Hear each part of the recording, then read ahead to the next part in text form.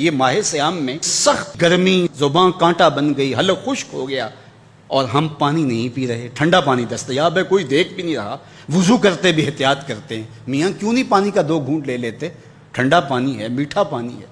کہا ہم نے روزہ رکھا ہے، اللہ دیکھ رہا ہے۔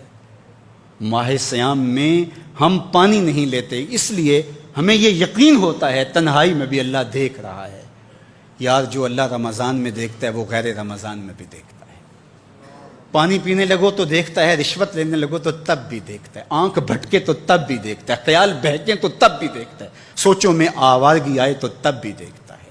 یہ یقین تمہارے ساتھ اگر جڑ جائے کہ تمہارا رب تمہیں دیکھ رہا ہے تو پھر گناہ کرنا مشکل کیا ناممکن ہو جائے گا۔ ان اللہ خبیر بما تعملون، اور جو تم کرتے ہو تمہارا رب اس سے باخبر ہے۔ مت سمجھنا کہ وہ دیکھ نہیں رہا، تم کو چھٹی دے رکھی ہے تو اس کا یہ مطلب نہیں ہے کہ تم اس کی پہنچ سے باہر ہو یا اس کی نگاہوں میں نہیں ہو۔ تمہارے ایک ایک لمحے کو وہ دیکھ رہا ہے، ایک ایک ساعت کو ملاحظہ کر رہا ہے۔ بند کمرے ہوں یا مخفی غاریں، تم جہاں بھی داد عیش دو تمہارا رب تمہیں دیکھ رہا ہے۔ کالے پہاڑ کی گہری غار میں چیونٹی چلتی ہے تو اس کے ننھے اور مہین پاؤں سے سینہ سنگ پر جو لکیر بنتی ہے تمہارا رب اس کو یوں دیکھتا ہے جیسے دیوار چین کو دیکھتا ہے۔ تو کیا وہ تمہارے اعمال کو نہیں دیکھتا؟ تمہارے ایک ایک عمل کو، تمہارے ارادے کو، تمہاری آنکھوں کی خیانت کو، تمہارے دل کے ارادے کو دیکھتا ہے۔ ایک ایک چیز سے وہ آگاہ ہے۔ وَلَا تَكُونُوا كَالَّذِينَ نَسُوا اللَّهَ، اور ان لوگوں کی طرح نہ ہو جانا جنہوں نے اللہ کو بھلا دیا، غافل ہو گئے، اپنی خواہشات کی زندگی گزارنے لگے۔ یہ جہاں مٹھا اگلا کس نے ڈٹھا، آرزوؤں کے نوکر بن گئے۔ جس طرح نفس اور شیطان ان کو چلا رہا اس طرح چل رہے ہیں۔ جو لوگ اللہ کو بھول گئے، اللہ فرماتا ہے اللہ نے انہیں ان سے غافل کر دیا۔ اللہ جب کسی سے ناراض ہوتا ہے تو ہدایت چھین لیتا ہے۔ اسی لیے ہمیں ہر روز ہر نماز کی ہر رکعت میں ہدایت مانگنی ہوتی ہے۔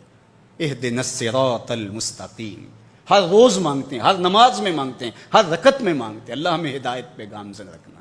اللہ جب کسی سے ناراض ہوتا ہے تو ہدایت کے دیے بجھ جاتے ہیں، اندھیروں میں بھٹکنے لگتا ہے، شیطان اس کو دھوکے میں مبتلا کر دیتا ہے، اسی زندگی کو مقصود زندگی سمجھ لیتا ہے، اس شراب کو آب حیات سمجھ لیتا ہے، جس کو یہ بھی نہ پتا ہو کہ میں ہوں کون، میں کہاں ہوں، میرا مقصد زندگی کیا ہے، مقصد حیات کیا ہے، کھانا پینا اور لذتوں کا حصول۔ یہ تو چوپائے بھی کرتے ہیں، تو اشرف المخلوقات کاہے کا ہے؟